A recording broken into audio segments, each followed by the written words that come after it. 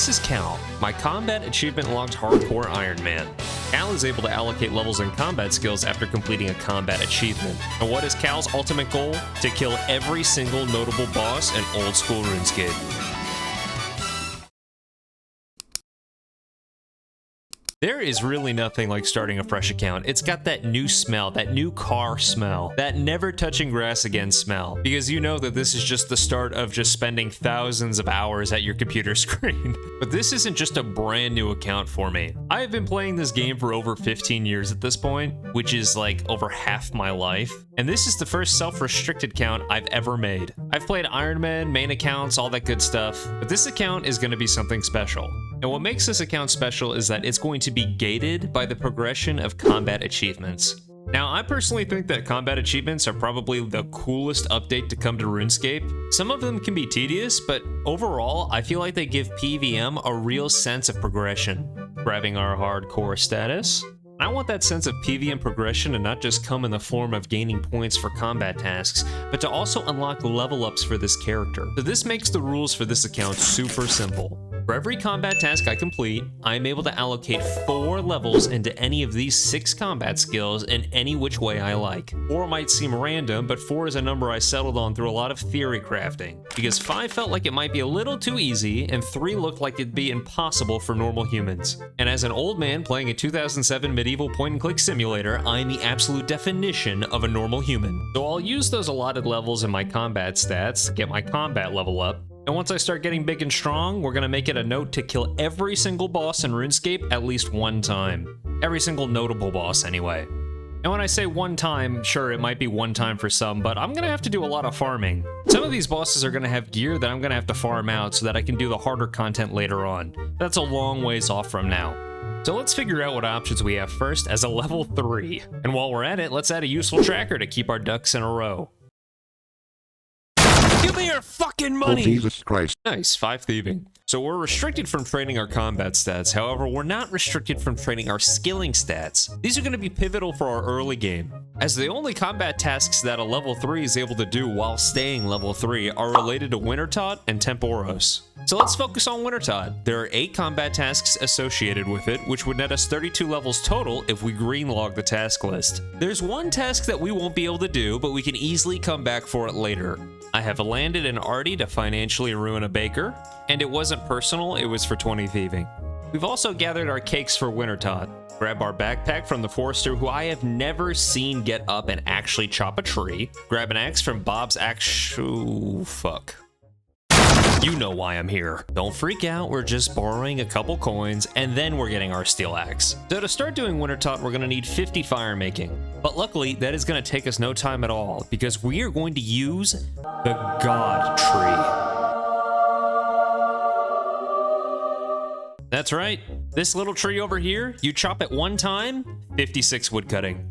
You burn the 1 log, 1 to 50 fire making. Veos can't read a map, but don't worry, I'll do it. And that'll complete X marks the spot, because we're heading to Zaya briefly. I'm going after the Clue Hunter garb in order to keep warm at Wintertot. We're gonna dig in 4 spots for 5 pieces of this set. 1, 2, 3, let's not fucking die, thanks. 4. And if I was handsome before, I'd say I'm irresistible now. We're gonna quickly grab 10 mining as a failsafe if my plan for later on doesn't work out, but my plans always work out. Most of the time. We're gonna complete the sea slug for 24 fishing, and it might seem that I'm just kind of running all over the place with my head cut off right now, and that's because I am. There's a lot of little chores that we have to dive into first before we can start our combat achievements, but I am super excited for the payoff. We got our 10k from the Stronghold of Security to buy supplies for the Daddy's Home mini quest, and we want to complete this mini quest so that we can get a free house. A house is required to obtain construction EXP from repairing the brazier at Wintertot. So now that we're prepped, let's go destroy an old man's home without his consent. Holy fuck, please stop. No, my memories. Please, my kid gave that to me, I will never recover financially. Wow, that made me feel so good, and we also got 9 construction. We're gonna get our fletching to 15, and then we're ready.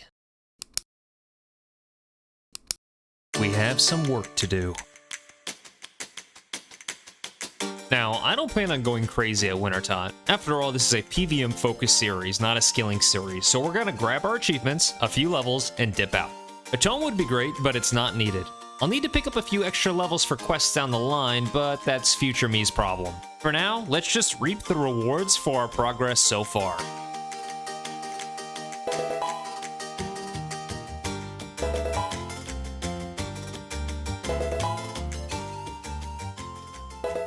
Alright, now that we've banked up a few levels, we're gonna start Druidic Ritual. We need this quest to unlock Herb Lore, which I need for the Mummy Combat achievement. The main monster that's gonna give us combat EXP off this quest is the bear, as we need its meat. We're also gonna have to kill a cow, a chicken, and a rat.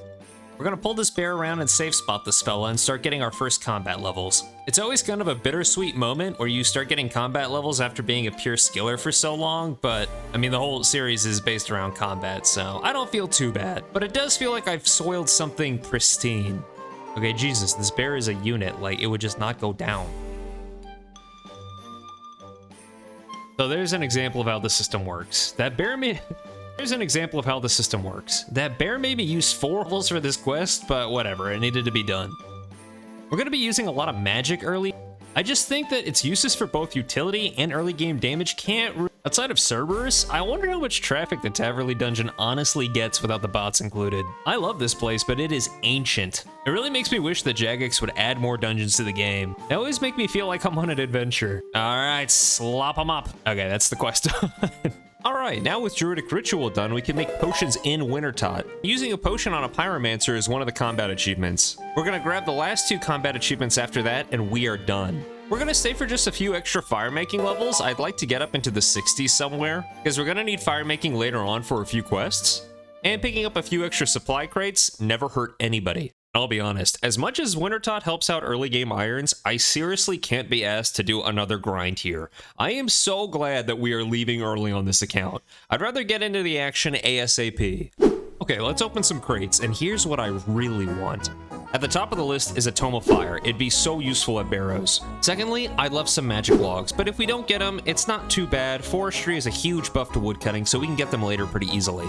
And lastly, I just want cash. Just give me cold, hard cash. No gift card to Chili's, no Apple iTunes gift card. Just give me the cash. Why would you spend it on something that you don't know I like and then give me a gift card for it? Just give me the cash, man. Right hand on a can of worms, left full of gold, he will trade for turf. I mean, that's okay. Alright, it's pretty standard loot. It's not bad, but, you know, it's not anything special. Whoa, hold on. I think I saw something in the chat box. Holy shit, I had my entity hider off. Oh, wait, hold on. Yo, what the fuck is that, dude? I'm like 65 fire making with this thing. Oh my god, I have this on like every single one of my accounts. Like, why couldn't it have been a tome? Like, I know it's cool and I'm just bitching about it, but like, oh, come on. I was opening crates and not recording because I'm just dog water at YouTube, but I was not expecting this. And yeah, we finished up our crates. There was no tome, no magic logs. We just got the Phoenix. Like, it's the best dog shit we could have asked for, I guess. I'm just mad. I'm just mad.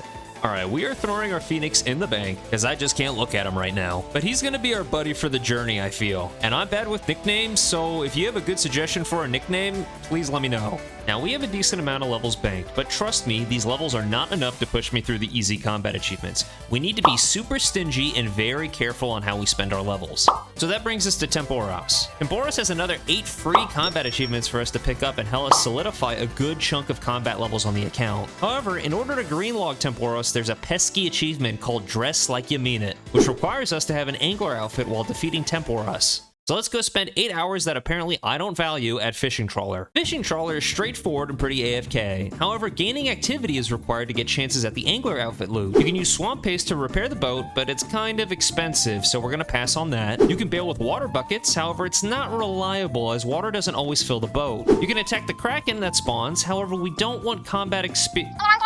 What's that? Attacking the Kraken is woodcutting EXP? Who the fuck decided that?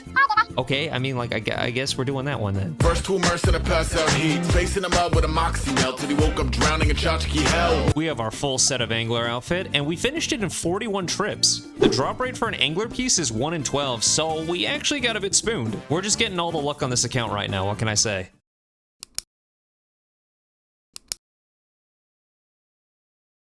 What?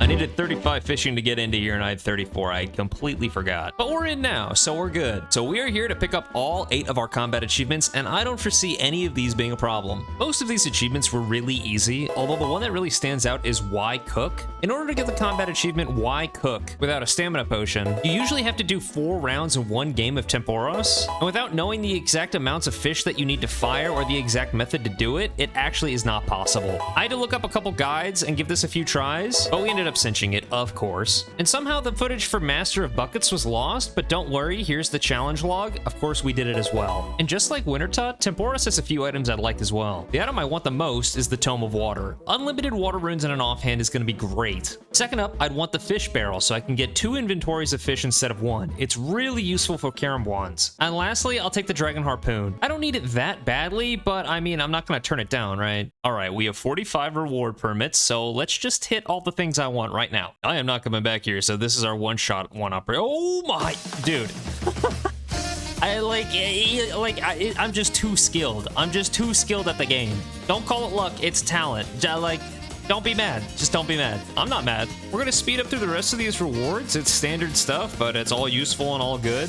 And overall, our time at Temporos might have been short, but wow, was it ever worth it. Having water runes in the offhand is gonna be amazing for Ancients. It's just a really, really good early game pickup. I'm super pleased with this. Super, super pleased. All right, so that really wraps up the quote non-combat combat achievements end quote. From here on out, we're earning these achievements through strictly combat. So where do we begin? We need to begin by getting toxic, and no, not like your ex. We need to obtain a strong poison weapon. See, here's why. There are a lot of monsters that are resistant to magic, so we need an alternative for these monsters, which is going to be poison. While I don't mind gaining magic EXP, a ton of our combat achievements are locked behind Slayer. This is why we have to be so strict with our levels, because Slayer takes so much combat EXP to train. There are methods outside of combat to train Slayer, but we'll get to those later, and I'd rather use them as little as possible. So for now, let's focus on getting a poison weapon to deal with enemies that we'd like to save magic experience on. Because as an added footnote, magic is the only combat skill that still trains itself even if we don't deal damage. Splashing is still gonna net as combat EXP. So this just leaves us with one question. What poison weapon are we going to obtain?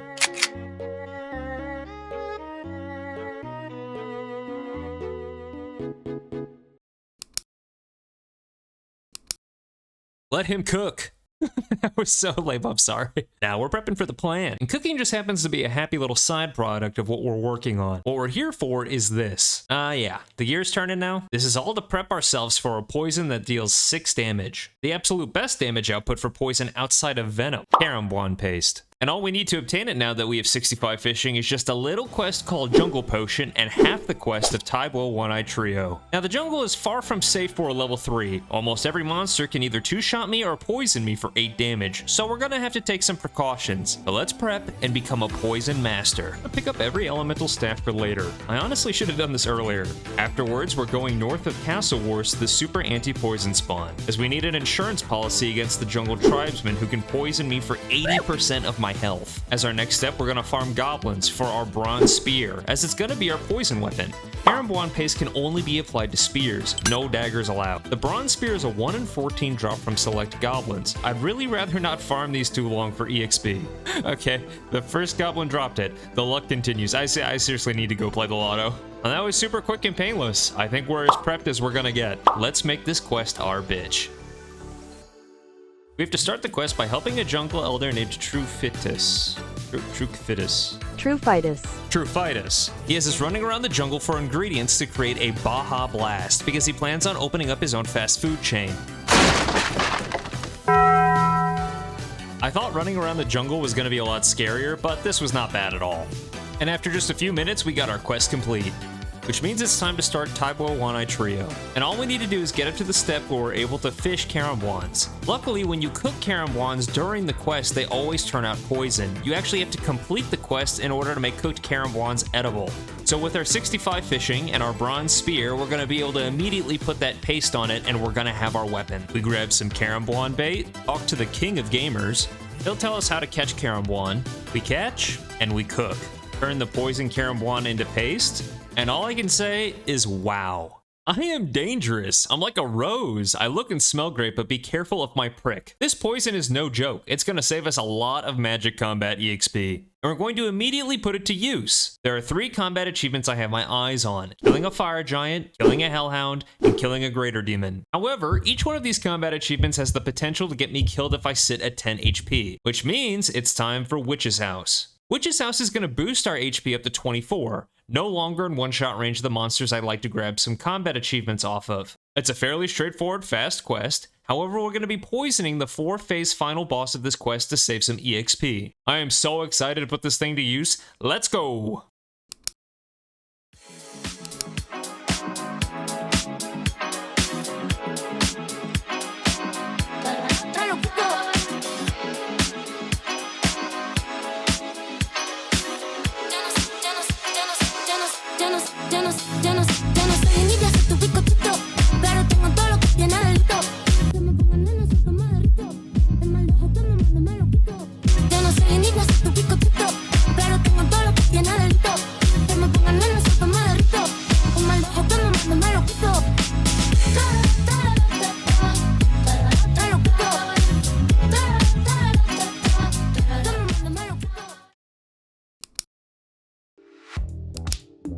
First up is our fire giant kill. We need to complete half of Waterfall quests in order to access the Waterfall dungeon to safe spot fire giants inside. In terms of where we kill fire giants, we ruled out going to the wilderness because, well, it's the wilderness. But we can't access the Brimhaven dungeon fire giants as we only have 1 agility. We already tried going to the catacombs. These things max a 13. I just chanced myself for no fucking reason. And it didn't work out great. I even gave the Poison Spear a try at the catacombs. And while I love this weapon, the Poison Spear does 84 points of total poison damage before the poison wears off. The fire giants in the catacombs are beefier than your regular fire giant. They boast 130 HP, and for some weird fucking reason, they have plus 20 to stab defense. Now, I love this spear, but even I know when it's beat. We're not punching through that defense and poisoning at a 1 in 4 chance on 2 separate occasions in a timely fashion. There's a few other fire giant spots, but honestly, this quest is going to have to get done at some point. So let's just put in the elbow grease now. So now that we've settled on doing the waterfall giants and using magic to kill them, we need to make sure that we don't finish waterfall quest. If we finish waterfall quest, it'll pump our attack and strength up to 30 from level 1, which we don't have that many levels banked. Not only would that break the series rules, even if I kept playing, the tasks needed to continue would not be feasible with those stats. The run would be dead. We just lost 5 levels to this fire giant. He better drop something good. Nothing. Okay, seriously, what the fuck? Whatever, doesn't matter. That's not why we're here. We end up going to the catacombs to kill the greater demon because, like I said, we're trying to avoid the wilderness. We lost 3 levels doing this, but that is a-okay. Once it takes more experience for us to level up, we won't be so stressed for these combat achievements. And I figured the hellhounds are in the catacombs too, so let's just pop over there. I have learned nothing. Yeah, safe spotting these in the catacombs is not going to be an easy task. Running through that room, I can get stacked out. And trying to safe spot them on the other side of the room where there's a pickaxe and a skeleton hitting me is not good either. So here are the locations of all the hellhounds. Normally, I'd like to go for the ones in the Taverley dungeon. However, that requires a dusty key, and I don't want to obtain a dusty key because I don't want combat experience. So my second best option that has a reasonably good safe spot is going to be the wilderness. I'm going to put on my big boy pants, and I'm going to have a friend be bait, but I don't have a choice because I am going to need every single level possible for the plans that I have coming up. So I'll be taking that combat achievement and looting bag. We're ending this episode with 60 levels banked up. And yes, the episode is ending. All good things must come to an end. Except for 24-hour buffets. But regardless, we are in a great position right now. Because next episode, we enter the swamp.